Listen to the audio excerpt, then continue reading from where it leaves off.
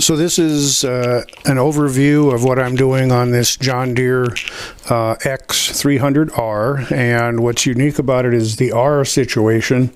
It has a rear discharge. It goes through that rectangular slot there and goes into a bagger that is fed through the center of the tractor, and it goes into this bag, and you simply grab that handle and tilt it forward, and then it dumps out the bottom.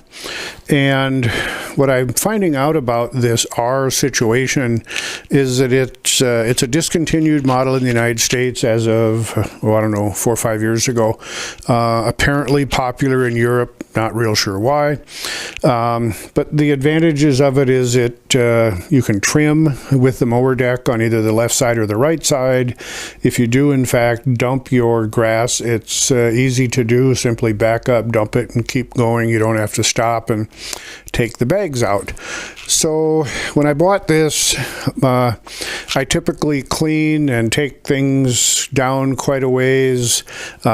You'll see it's a little bit rusty in here where the battery is. I'll clean that up, get that painted. I haven't done any cleaning on the motor area yet, but I have done cleaning on the back and the console. I don't know if this shows up well, but the body part of it I've cleaned, buffed, and waxed. This is a mower that's going to go to my son, for he's got a pretty large property.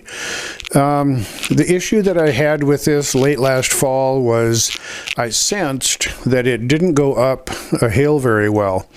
And this is a tough torque rear axle.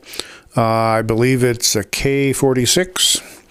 And I took some pictures of the back of the case. It's underneath here, hard to see, but it had a lot of blue, like silicone gasket sealer. So I sent it off to a friend of mine that does a lot of work, and I said, "Is this factory?" And he said no. So that told me that somebody had been inside the rear differential. It only has 270 hours on it, so something was a little odd. So I took it apart. I was reluctant to do that. You know, it's a hydrostatic drive. It's actually very simple.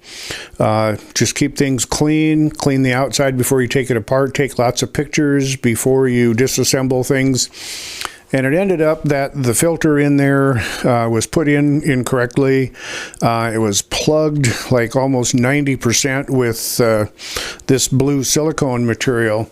So I inspected the pump and the motor, and that all seemed good. I put in a new filter. I relocated the magnet to be correct. These are all videos that you can see online. But the reason I'm doing this is I don't often make a video, but I was challenged with replacing the belt. My first instinct was that the belt was slipping or worn, and that is why it wouldn't go up the hill very well. Well, that wasn't the case, but I had a brand new belt. I thought, well, how tough can it be? So I thought I would show you some of the tricks that I learned during the belt replacement on this. And you'll see first of all that I did remove the body part. It's very simple. There's 4 bolts, 2 of them here and 2 of them here, and you simply take the bolts off the pedals and you lift it up. The rubber tread material you have to get at, and they simply have these pinch tabs, and you can pop them out pretty easily with a tool kind of like this. This works good to get under there and pop it up. Obviously you can use a pry bar or a screwdriver, but that worked well for me. And I encourage you to take lots of pictures, because you're going to wonder where things go sometimes when you put stuff back together. For example, this gas line, I was initially going to put it underneath here. Well, now I got to go underneath some of these tension pulleys, and I realized, no, it's got to go on top.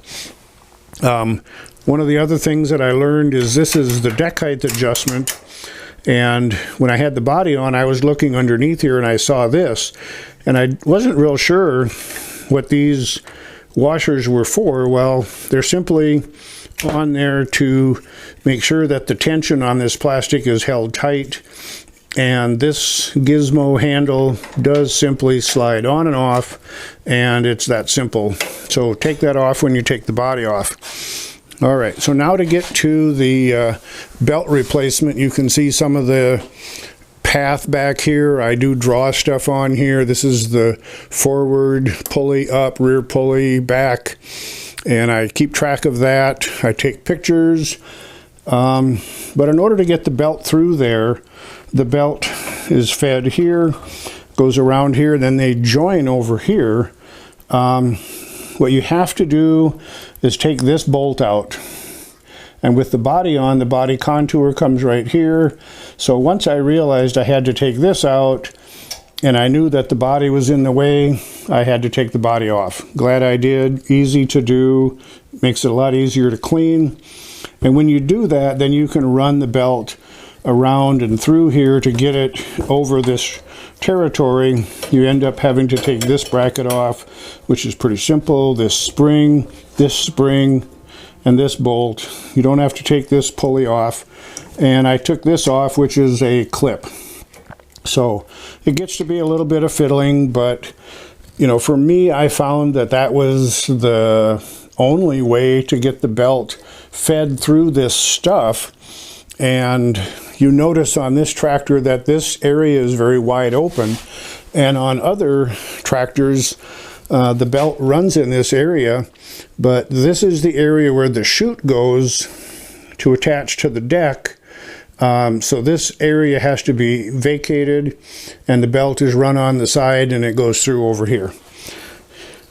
So that's basically everything regarding the belt replacement that I'm doing.